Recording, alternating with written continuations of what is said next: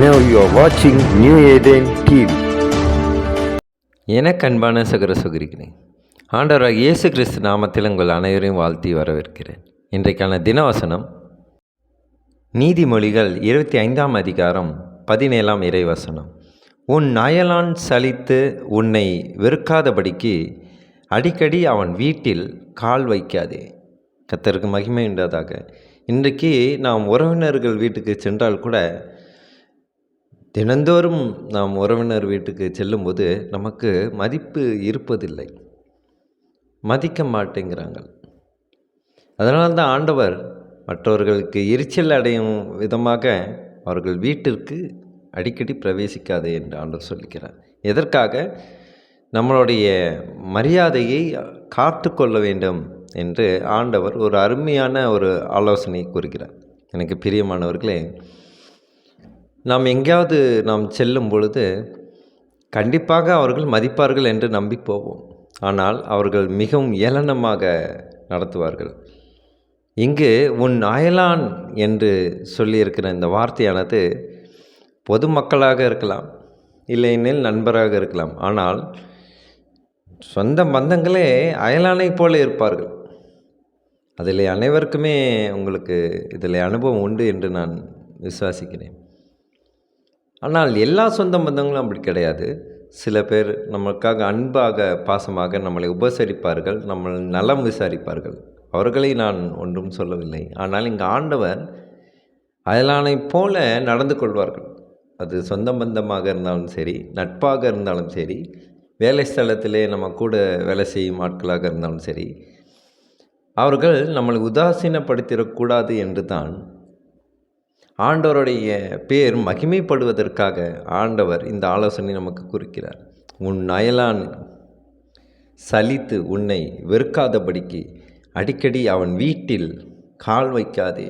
மதிக்காத வீட்டில் நாம் கால் வைப்பதனாலே ஆண்டவரும் மகிமைப்பட போவதில்லை, நாமும் கூட சந்தோஷமாக இருப்பதில்லை. அதனால் அவருடைய பாதத்திலே அமர்ந்திருக்க வேண்டும் என்று ஆண்டவர் வெளிப்படுத்துகிறார். எனக்கு பிரியமானவர்களே, இந்த தினவாசனமானது மிகவும் அனைவருக்கும் பிரயோஜனமான ஒரு ஆலோசனையாக இருக்கிறது. ஒருவேளை நம் பெற்றோர்கள் கூட அவங்க வீட்டுக்கு ஏன் அடிக்கடி போனேன், அவங்க சரியாக இது பண்ண மாட்டாங்க என்று நம் பெற்றோர்கள் சொல்வார்கள். அதை நானும் கூட என்னுடைய வாழ்விலே அனுபவப்பட்டு இருக்கிறேன். சில உறவினர்கள் வீட்டுக்கு என்னோடய அம்மா போக வேணான்னு சொல்லுவாங்க. ஆனால் அதை மீறி போவேன், ஏன்னா அவங்கள மீது அன்பாக பாசம் வைத்திருப்பதனாலே. ஆனால் அங்கு போய் நான் மிகவும் வேதனைப்பட்டு வருவேன். அதை தான் அப்போ அம்மா சொன்னாங்க. நான் அப்பயே சொன்னேன்னா போனால் மதிக்க மாட்டாங்கன்னு, எங்கே சொன்ன கேட்டியா என்று சொல்வார்கள். அதுபோல தான் ஆண்டவரும் அவங்களை மதிக்காதவருடைய வீட்டிலே நீங்கள் பிரவேசிக்க வேண்டாம், அவர்கள் சலிப்படையும் வரை நீங்கள் அதை விட்டு விடாதீர்கள், அவர்களை விட்டு விலகியே இருங்கள் என்று ஆண்டவர் சொல்லிக்கிறார். எனக்கு பிரியமானவர்களே, கடவுளுடைய மகிமைக்கு களங்கம் ஏற்படாதபடிக்கு நாம் அவருடைய ஆலோசனைகளை ஆழ்ந்து தியானித்து அதை நம் வாழ்க்கையில் செயல்படுத்தும் போது நமக்கு ஒரு நன்மைகளும் ஆசீர்வாதங்களும் கிடைக்கிறது. எனக்கு பிரியமானவர்களே, இந்த தினவசனத்தின் மூலியமாக உங்கள் குடும்பத்தையும் ஆசீர்வதிக்க நாம் ஜெபிப்போமா? சர்வ வல்லமை படைத்த யெகோவா தேவனே, உம்மை நம்பி இருக்கிறோம். இந்த தினவசனத்தின் மூலியமாக எங்களுக்கு ஒரு நல்ல பாடத்தை கற்றுத்தருகிறீர் ஆண்டவரே. உன் அயலானை சலித்து உன்னை வெறுக்காதபடிக்கு அடிக்கடி அவன் வீட்டுக்கு கால் வைக்காதே என்று சொல்லியிருக்கிறீரே அப்பா. இந்த வசனத்துக்கு இசைவாக நாங்கள் எங்கேயும் தலை குனியாதபடிக்கு நீர் காத்துக்கொள்ளும் ஆண்டவர்.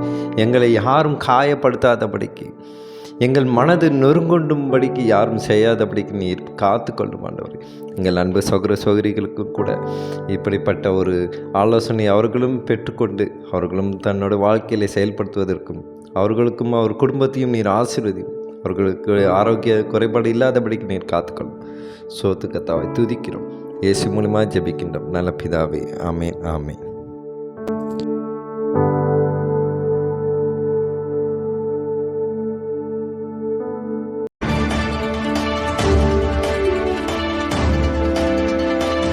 Now you are watching New Eden TV.